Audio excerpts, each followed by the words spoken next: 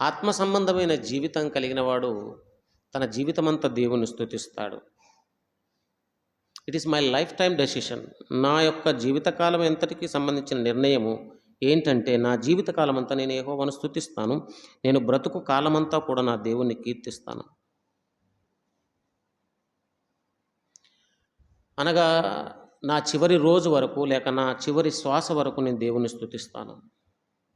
పరిస్థితులు పూర్తిగా తారుమారైనా, అనుకూలంగా ఉన్నా, ప్రతికూలంగా ఉన్నా, నేను నా దేవుణ్ణి స్తుతించడం మానను. యోబు అంటున్నాడు, అన్నీ పోయాయి, అందరూ కుటుంబ సభ్యులందరూ ఒకరోజు చనిపోయారు. అయితే ఆయన చేసిన పనేంటి? యెహోవా ఇచ్చెను, యెహోవా తీసుకున్నాడు. ఇచ్చినప్పుడు తీసుకున్నాను, తీసుకున్నాడు ఆయన, ఇప్పుడు ఓకే అన్నాడు. యెహోవా నామమునకే స్తుతి కలుగును గాక. ఇచ్చినప్పుడు వందనాలే, తీసుకున్నప్పుడు వందనాలే.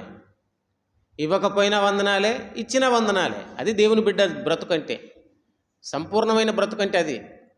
ఆనందంగా ఉన్నాము, కొన్నిసార్లు ఏవో కొన్ని పరిస్థితులు, దుఃఖకరమైన పరిస్థితులు వస్తాయి, అప్పుడు కూడా వందనాలే.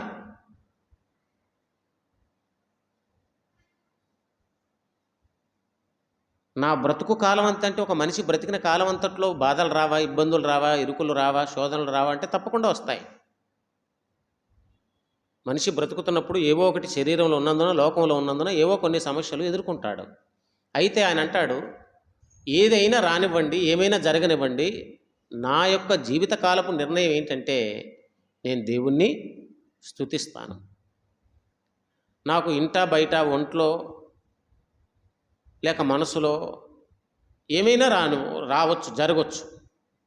ఆపదలు, అనారోగ్యాలు, అవమానాలు, ఇబ్బందులు, ఇరుకులు ఏమైనా ఎన్నో ఉంటాయి. మనిషి అన్నప్పుడు ఎన్నో ఉంటాయి. ఉంటే ఉండనివ్వండి, కానీ నేను దేవుణ్ణి స్తుతిస్తాను.